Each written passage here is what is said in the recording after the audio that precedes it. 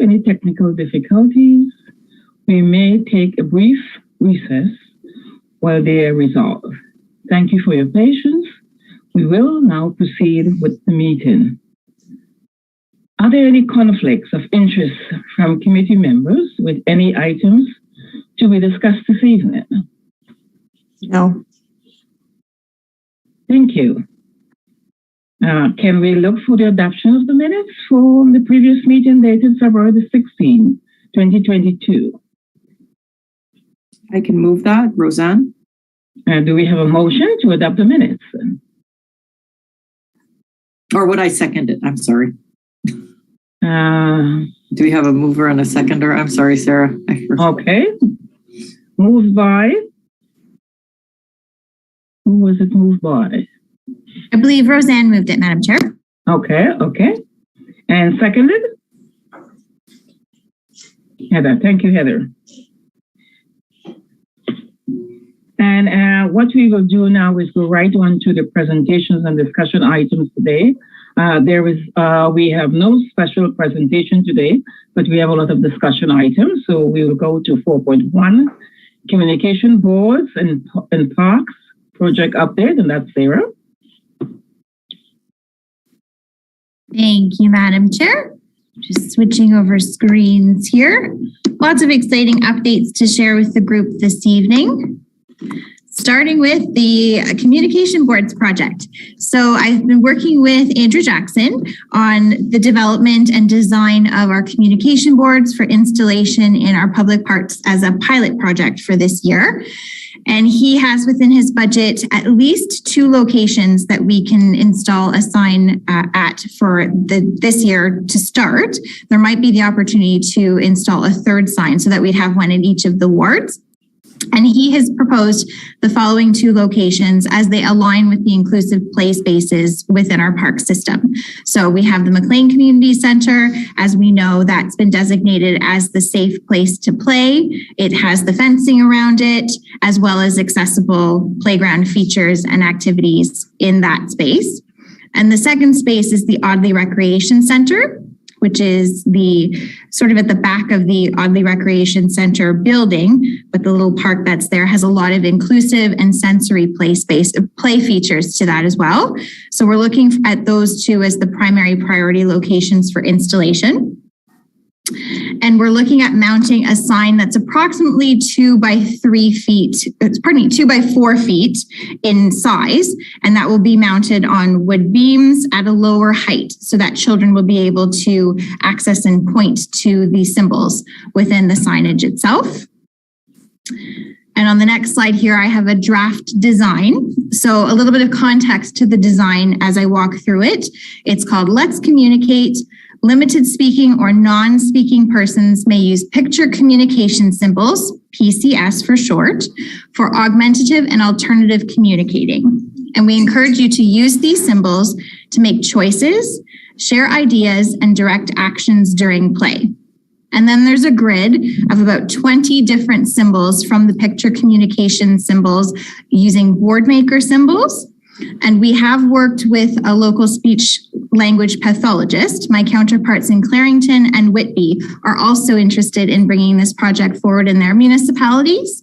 So one of the key considerations we wanted was to ensure that we could design a collaborative sign so that there would be consistency and recognition throughout the different municipalities within the region. So working with our graphic designer and the symbols that were selected with the speech language pathologist, we tried to select different symbols that were a little bit more general in terms of the actions and activities that one could encounter in a park space. You'll notice that we don't necessarily have specific symbols relating to swings or slides, because we have to be mindful that not all park spaces, depending on where these signs may be installed, could have those features. So we have a series of symbols. I'll just read them out quickly here. I, yes, run, go, no, you, want, jump, sit, up, we, play, climb, follow me, help, it, look, down, stop, and all done. So we found that those were symbols that were recommended through the speech language pathologist that would help to initiate play and communication regarding different actions of leisure that one may want to partake in the playground space, but not necessarily specific to equipment that could vary from location to location. And at the bottom of the screen, we have a link to the town's accessibility webpage. As well, we have received formal authorization from Boardmaker Toby Dynavox to use the symbols through this picture communication symbol system. So I wanted to bring forward the draft signage to the committee today for feedback, as we are looking to move forward with printing the signage with a local supplier and then tendering out the design, the actual installation creation of the mounting for the signs. So I'll take a quick pause here if there's any questions or comments from the committee.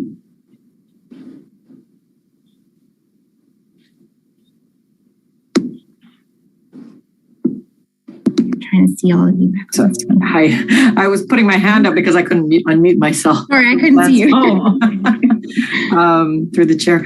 I was wondering if there were, it might not be in the first phase, I guess. I was thinking that, there could be more words than this. Oh, sorry, excuse me. And I was thinking like if they would be able to flip or turn and more words could be added. So in terms of like a three-dimensional type of sign?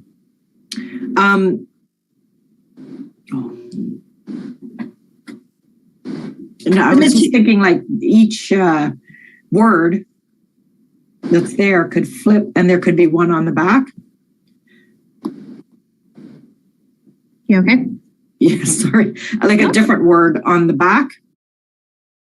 So the way that the sign, there is potential for that in the future, right, to expand it to, I like that idea a lot, to have it sort of a dual-sided sign, depending on where we're going to be installing it. That could be an option to install something on the back side to the sign. For now, it's just the single-sided sign, and maybe we can look to expand the vocabulary, or depending on where it's going to be mounted, if it's going to be mounted on the side of a play piece of equipment in other areas, that might not be feasible. But I really like that suggestion for feedback to move forward. We are just looking at the single-sided sign for the initial launch.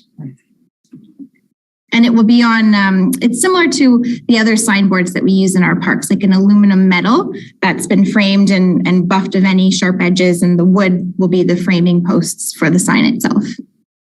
I see. Thank you. It's Ray Smith speaking. I'm kind of leaning on to what Roseanne was saying, but can those signs be changed at any time if, they want to add some, subtract some, the symbols? Great question. The sign itself is being printed on metal, so it would have to be a replacement of the sign itself, because we have to make sure that the material we're using is of the caliber for safety, weather resistance. Yeah. Mm-hmm. So it's not necessarily something that would be interchangeable. The whole sign itself would need to be swapped out. Okay, thank you. Great question. Sarah, should there be, Heather speaking here, should there be a speaker for those that are visually impaired? Sorry, Heather, just to clarify, do you mean like an audio component to the sign? Yes. That's not included in the pilot project for the standalone sign at this time, but it is something that we could look to. What some municipalities have even done is put a QR code on the sign so that even a smaller version or a PDF, something posted on the website, or an accessible version of the signage itself could be pulled up. And perhaps at that point, there would be a description of the symbols, how to use it. So we could look to do something like that as well. Because I'm thinking of those visually impaired, that they wouldn't be able to use it. Yeah, thank you. Any further questions for Sarah? Yeah. Councillor Bauer? Thank you. I love how colorful and bright it is. How big is the sign going to be? I'm sorry if you already said that in the presentation. And also, what's the timing or estimated time to get one in Ward 3? Great question. So the sign is going to be 36 by 48, so about 3 by 4 feet, just the metal components. And then if I can flip back to, to maybe it won't let me. The actual design of the posts are a little bit larger, obviously, because it's going to be elevated off the ground, but not too high so that children can't reach it and have the framing around it. In terms of Ward 3, I'd have to report back after speaking with Andrew. We are trying to work within the budget that we've got so that we could install one at each location. Rotary Park was our other location of choice, obviously, because then we would have one in all 3 of our wards. So we're pushing for it. We're just waiting to see what the tender comes back with. Okay, perfect. Thank you. That's it for me, Chair. Thank you. Okay. So if there are no further questions, sorry about that. Ray Smith speaking again. Sorry about that. I'm going to go through what Heather was talking about through the chair. I do really like the idea of the QR codes. And I know when we started talking about this sign, I think we did talk about QR codes. I know this is only a pilot project, but could you maybe look into that if, it's going to attract more people? And, we could even do it through, Blind Square. It's a thought, and I think it's a very valid thought about having a QR code added to that sign. I can certainly take that back. That's something that we've done through some of our other publications where we've added a QR code for additional information or even for mapping. So we obviously want to promote this once it's installed within our parks, and to be able to do that and cross-reference it through the website and have additional information about the signs, where they're located, but also to have even a portable version if you weren't going to utilize the sign, but maybe you wanted to bring it with you to a park that didn't yet have a sign installed, you could have that tool to utilize as well. So definitely something I can take back and look into. Thank you. This project obviously has created a lot of buzz. Any further questions? If there are no further questions, we'll move on to 4.2, election accessibility planning. And that's Sarah again. Okay, we're zooming through. Election accessibility planning. So it's that time of year again. If you weren't already familiar, 2022 is an election year on multiple fronts. We have the provincial election coming up in June. Just a quick plug, we will have Elections Ontario joining us next month for a brief overview of accessibility considerations for the upcoming provincial election. But we're also planning for the October municipal and school board elections here in the town of Ajax. So I wanted to make sure that I was keeping you apprised of the planning and work that's being undertaken to facilitate that project. We did include the draft copy of the 22 municipal election accessibility plan within the agenda package for your review. I'm not going to go through it in full detail this evening, but I do want to reiterate that it is a fluid document. So I may have mentioned earlier at some of our previous meetings, we are undertaking consultation with the Ability Center this year to assist with reviewing some of our elections planning through an accessibility and inclusion lens. So you may see, based on different recommendations that come forward through our consultation, that there will be additions and changes and updates to the accessibility plan document itself. But I did want to make sure that I was sharing at least the first iteration with the group here. So in terms of the consultation steps we've taken to date, I did solicit participation from this group for anyone who is interested in taking part in that consultation process. And I heard back from Ray and Roseanne. So on behalf of the committee, I thank the two of you for stepping forward. Just this afternoon, Ray alluded to it being a busy day. We did have our first initial workshop with the Ability Center, and it was really a primer about accessibility and inclusion and diversity to sort of set the tone in terms of making sure everybody had a clear understanding and appreciation for how to use an accessibility and inclusion lens.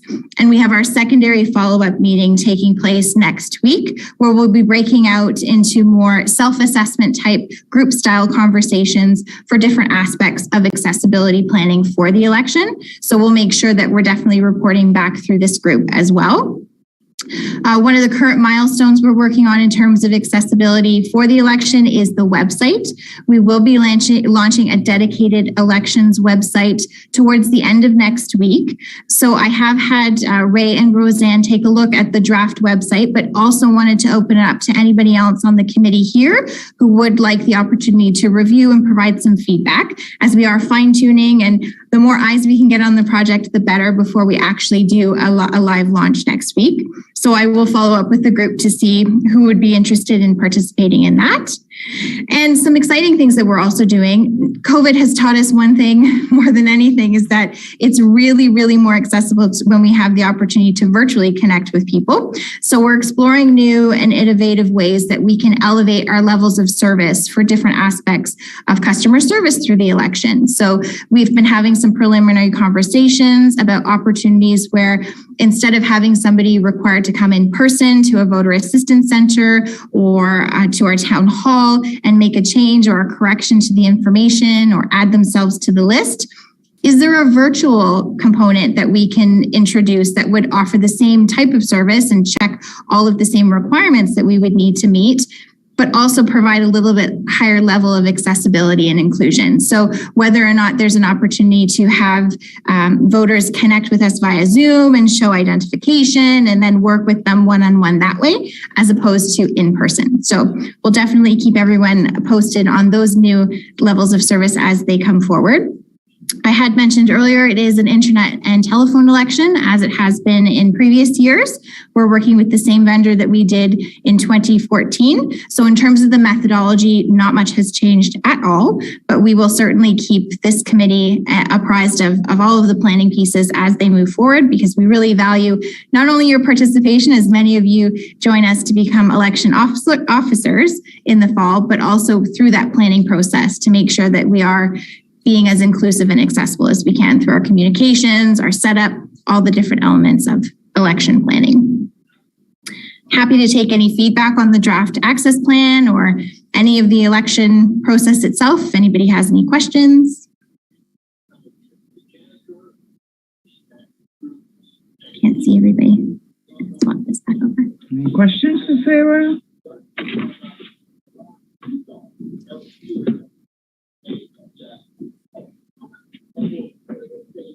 Okay, so everyone is okay on that. Sarah, we look forward to the review that you will send out to us later in the week. Thank you so much. And we move on to 4.3, inclusive community grant application. And again, the update is Sarah.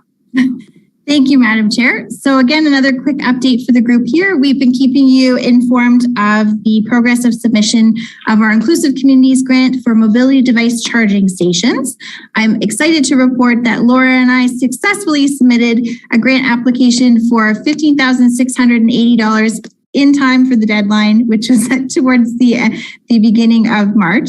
And we had put forward a proposal for approximately 20 different locations, both interior and exterior facilities across all of our wards, to install a dedicated receptacle, a blue outlet for individuals to utilize for charging of mobility devices. The intent supports not only the accessibility and inclusion portfolio, but the age-friendly portfolio, and will strive to reduce barriers to transportation, improve personal independence, and in turn create equitable access to our programs, our services, and our facilities, and overall civic participation within the Ajax community. So it does directly relate to two of the pillars of the age-friendly Ajax plan in relation to transportation and outdoor spaces and buildings. But it also supports our active transportation initiatives by supporting a multimodal active transportation network, as we heard from Army last month. And if we are successful in receiving the funding, we probably won't know until early summer. There will be several opportunities for both members of this committee as well as the Age-Friendly Ajax Steering Committee to actively partake in the implementation of this project. We would be seeking support from both groups to meet us on site at where we would like to be installing these mobility device charging stations, to help determine the appropriate location, make sure that there's clear spacing, review any messaging, and of course, help in the coordination of some type of community launch and celebration for the project itself. So fingers crossed for us. And we'll be sure to report back. I think I just have another slide here, but the picture, if you didn't see it at our meeting last month, it's a standard power receptacle, but instead of metal or off-white, it is blue, denoting the color for accessibility and inclusion. And there will be dedicated signage above each location as well. And we'd be looking to put these in well-lit, easily accessible areas with seating options, and both inside as well as outside. Just a couple of proposed locations on the screen. It's pretty much every facility that is publicly permittable in terms of use. And in some locations, we'd be looking at more than one location, such as the Ajax Community Center. We may have one in the main lobby, but also put one in the wing by the HMS room because there's different access points. And if somebody was renting out that facility, we want to make sure that they would have access to the charging station as well. Any questions for Sarah? Yeah, Ray Smith has a question. Well, first of all, congratulations. Congratulations. Well, we're not there yet. No. We met the deadline. They're in. No, but for getting it in to both you and Laura. Again, I sit on both committees, and I've heard it from both committees as well. And of course, we had Clarington, talking about it as well. We've got to get this stuff done. But my point is, once we get them in, we've got to market this stuff. It can't be the world's best secret. You advertise, they will come. But if we don't advertise and market, it'd be a waste of money. But it is a fantastic project, and let's do keep our fingers crossed. Fantastic stuff. Thanks, Ray. Part of the budget that we did include within our submission was for community outreach and recognition. So in terms of developing a promotional video, having a community event to launch the actual opening of the project. And the great thing about this initiative, it's completely scalable beyond the municipality itself. When it gets down to it, it's very cost effective in terms of you don't have to have a major electrical overhaul to your space. It uses a regular power receptacle. There's a nominal fee, of course, to procure the actual blue outlet covers, but it could be something that's very easily transferable to our business community, our community organizations, really developing a program for anybody who wants to get on board with this project, that they could expand that in their own spaces within the Ajax community. Fantastic.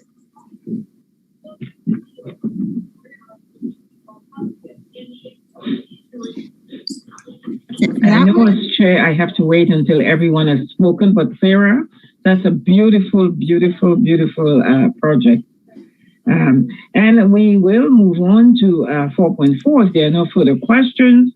National Accessibility Week planning for 2022. And Sarah, you are there. Thank you, Madam Chair. Sorry if you guys are tired of me talking. Through the chair, I have to leave, but thank you. Please keep me informed about Accessibility Week because I want to be involved. Okay. Bye for now. I will circulate the slides. Yeah. Okay, bye. Thank you. Great.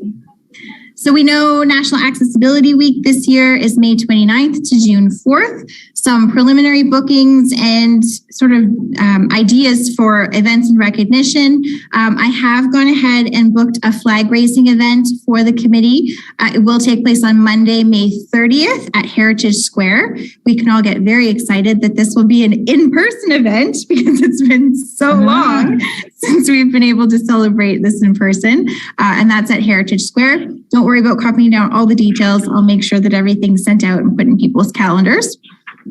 On Tuesday, May 31st, the region, in partnership with the Ability Center, is hosting a morning virtual accessibility conference. I believe I did circulate it out a few weeks ago, but I will recirculate the registration again. It's a completely free event. They are having a keynote speaker, Mayan Ziv, who we have had out to the Ajax Business Network event that we hosted last year in partnership with our economic development team. So great to see that she's coming back to take part in events within our region.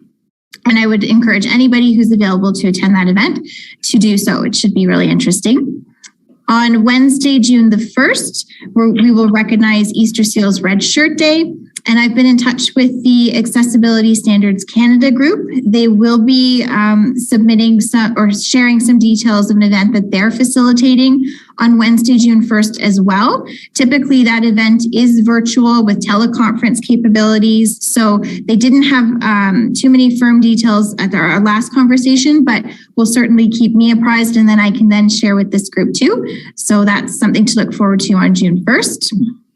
Now we have a little bit of a pickle in our week because Thursday, June 2nd is the provincial election. So I kind of put a suggestion here that we don't necessarily have any programming on that day, as any participation might be encumbered by people's focus on getting out to vote, which is equally important. So I've left that kind of open. And on Friday, June 3rd, I've been in conversation with Robert Gruber at the St. Francis Center, and he's more than happy to host us for a Real Ability film screening, because again, it's been a couple of years since we've done an in-person event at St. Francis. So a couple of options I'm looking into in terms of licensing agreements right now. Several members really praised the film Crip Camp, which is currently available on Netflix right now. It's a documentary style movie in terms of the accessibility evolution through the 1970s. And there's another sort of gem of a movie. Not too many people have seen it. It's on Apple TV Plus Canada right now. It's called CODA, and CODA stands for Child of Deaf Adults. And it's a remarkable movie about family, inclusion, and just overcoming barriers.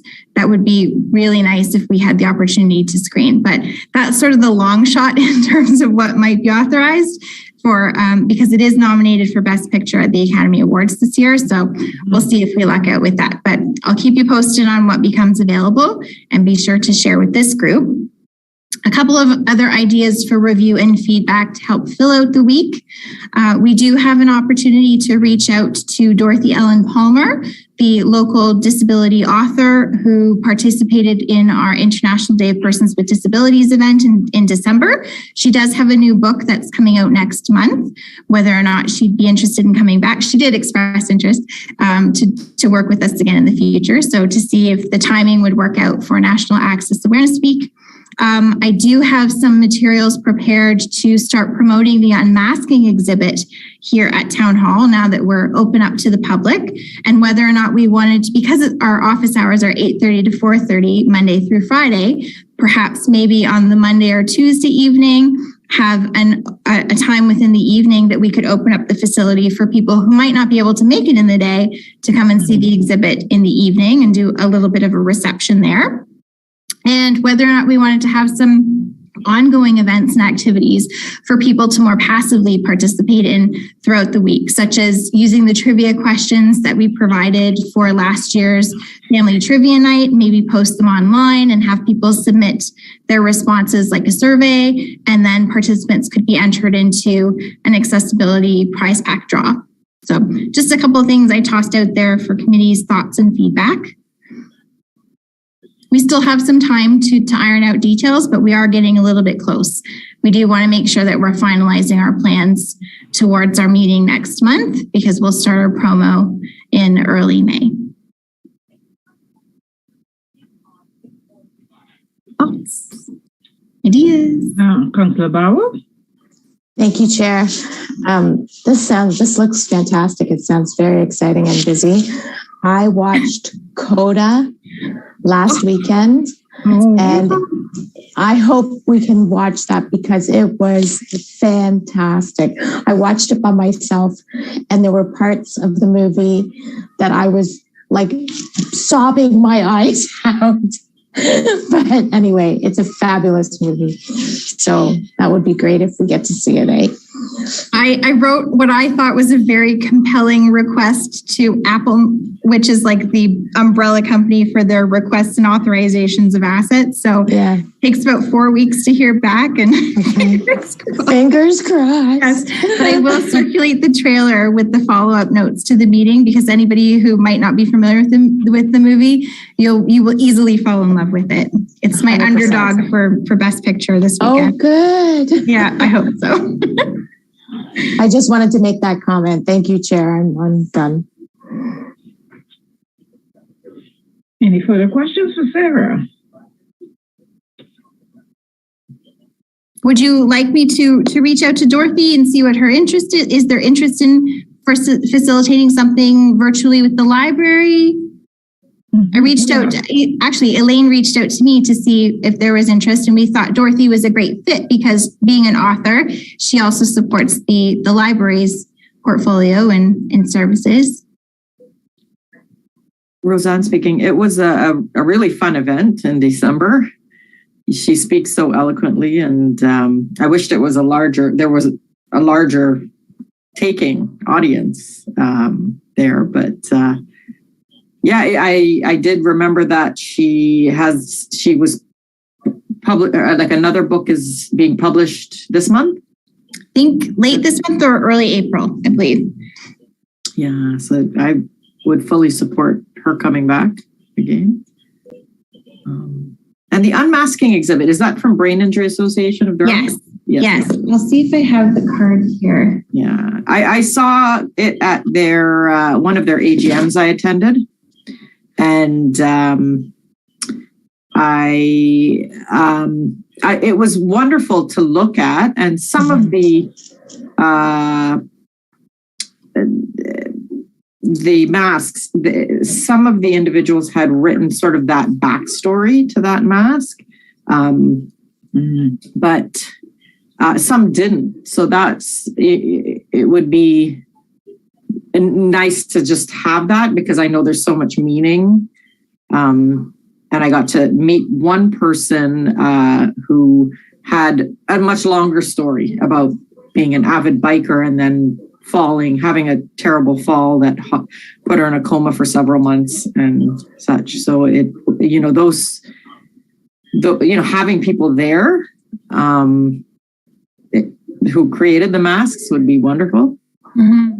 So just for recap, because I know it has been a while, we do have 40 masks on display, and they're available in Heritage Square for viewing right now. And each one of the 40 we lucked out, each has the individual story from the artist to provide the context for the design. I did take the poster that we have for the exhibit. I'm sorry I don't have a slide, and I apologize if this is backwards, but I made small 5x6 or 5x7 cards that have a little bit of background on what the unmasking exhibit is all about, as well as the fact that it is being advertised for display at the Town Hall Heritage Square. And the intent for these was to deliver them to all of our different facility front counters and libraries to promote the existence of the exhibit. And that doesn't have to wait until National Accessibility Week. That can start now. But then to really formalize it and celebrate it, maybe invite some of those artists and have an evening opportunity, because again, we're only available during the day to have people who may want to come visit the exhibit. That could be something that we could tie into this week, or we could do it a different week as well. I'm just going to have to sign off now. I'm sorry. Thank you. Great to see everyone. Thanks, Councillor Bauer. Thank you, Councillor Bauer. So, any further questions for Sarah? If there are no questions, I will, as chair, would like to ask Sarah a question about the unmasking exhibit. Sarah, is the exhibit now in Heritage Square? Yes, it is. It has been here since 2020. We just haven't had public access to it. Yes. Okay. So this is what I was thinking. So are we going to do, once we have public access, are we going to do a sort of marketing strategy to say, it's here. We would like you to come, just like a new exhibit, basically, really.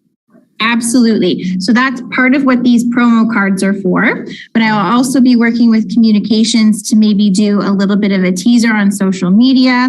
I have also been connected through a staff member at Brain Injury Association Durham with one of the artists who's written a little bit of a background summary on what the initiative is, and looking to utilize that as part of an Accessibility Buzz news post on the website to really help promote and share that the exhibit is here.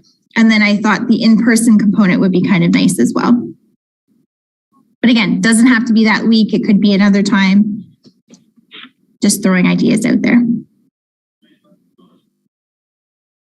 Any further questions, Sarah? And sorry, just a note, Madam Chair, we have lost quorum, so there won't be any further motions tonight. Yes, okay. Yeah.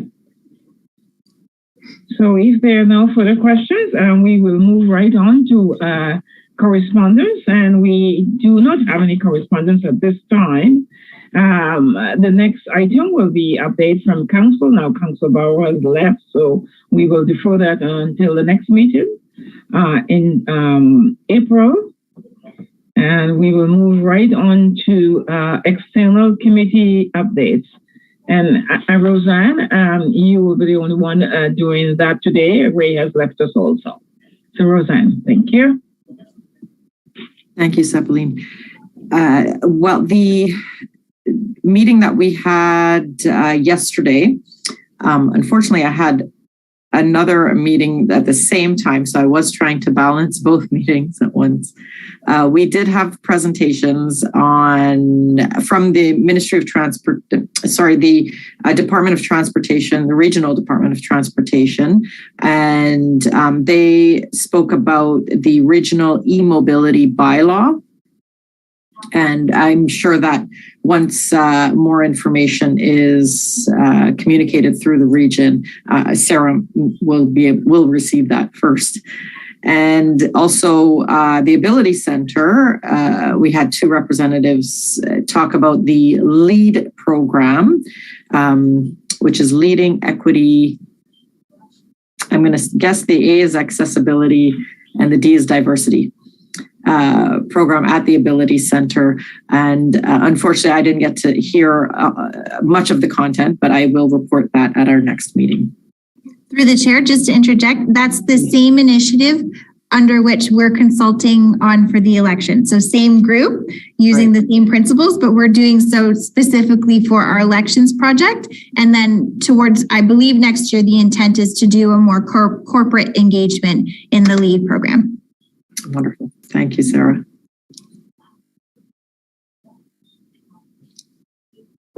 Any questions for Roseanne regarding Regional Accessibility Advisory Committee?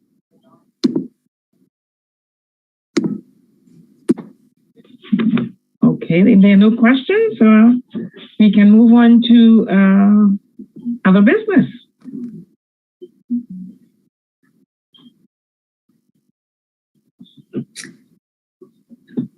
I have a couple, Madam Chair, but I'm not sure if anybody else does, if they want to jump in or.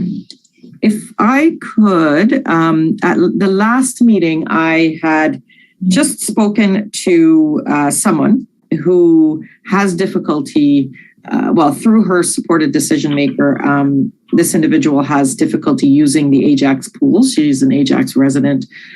Because she requires a ceiling lift, the chairs that go in the pools don't work with a safe transfer from her wheelchair to the chair into the pools. So I have collected a number of pictures and information on all three pools from her assistant and herself. And I was wondering if that could possibly be submitted through the accessibility committee, or is that something that I would submit to the town on my own? A couple ways you could do it. We can certainly share it with the committee. We've documented it in our meetings as well. And you're timely on my next update in other business as it relates to recreation. So certainly if you have those photos and you wanted to forward them to myself, I'm happy to share those with the Director of Recreation and whomever may on his team he might share that information with. And then we can look to receive an update at a later time. But there's also an opportunity through an upcoming consultation that might be a point of feedback you'd like to share as well. Oh, wonderful. Because I would like to bring her assistant in with me if I'm going to present that at all. Okay. Because she has experience with the pool in Oshawa and Peterborough that have those standards for her. Okay, so then perhaps it's me liaising introductions between yourself and our Director of Recreation and Culture, and then perhaps setting something up for us to discuss further in terms of what the interests are in terms of a conversation. Oh, wonderful. Okay, so I'll get you that. We have a bit of a write-up, so I'll put it in a clean report style for you. Well, I'll connect you first by email, just so you've got those introductions, and then we can kind of take it from there. Oh, okay. Thank you. Thank you. other businesses? Anybody else before I jump in? No? All right. Well, on the topic of recreation, thank you for setting that up so nicely, Roseanne. The Parks and Recreation Master Plan is going to be undertaking public consultation. There is a virtual session upcoming on Thursday, March 31st, next week. This will be in the evening from 7 to 8 p.m. It will be comprising of opening comments as well as a presentation of the draft Recreation and Parks Master Plan, of which there is a document available for review on the town's website right now. And then a component of that consultation session will be for Q&A. A couple of different ways you can take part and watch: through Facebook, Twitter, and a live stream on the town's website.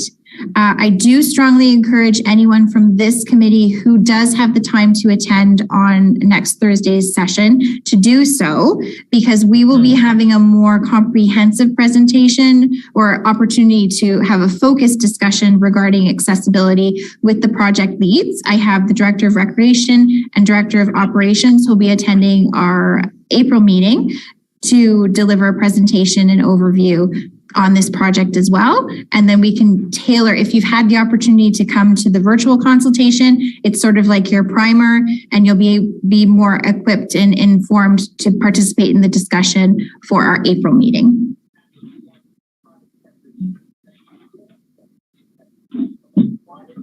Sound good? And again, I'll share all of this by email as well, because we are missing quite a few people tonight. My second update for tonight is, again, with the transition, I'm very excited to in-person events. We are expanding plans for a lot of our regular community events to take place in person this year. So I had a sneak peek at the events list. Again, some of these dates may change for anybody watching at home. This is not set in stone, but in terms of the committee's involvement, we do look to these dates to sort of help plan out where we may be interested in participating with our information stations. So a couple of dates I pulled out of the schedule, the tentative schedule right now, are some things we've participated in the past. But again, being in person, I do stress that there's no obligation for this group to take part. It's really based on every individual's comfort level and whether or not there is interest this year. Maybe we sit it out another year and come back strong in 2023, completely up to the committee's discretion. But some of the events we've taken part in the past include the 55 plus Spring Fling Luncheon event, the Seniors Barbecue, Ajax Trail Fest, Ajax Canada Day celebrations, the Seniors Wellness and Information Fair in the fall, as well as Pumpkinville. So putting that out there, food for thought right now. The first date's not coming up until April 28th. So there is still some time, but again, it's all dependent on committee member availability, interest, and comfort level. So again, when I circulate this out to the group, if there is interest, we can continue the conversation there, as I will need to book with the individual event leads to make sure that we can have some space to take part. But something exciting to look forward to, because it's been quite a while since we've been out in the community, right? And that's it for me, Madam Chair. Any questions for Sarah before I jump in?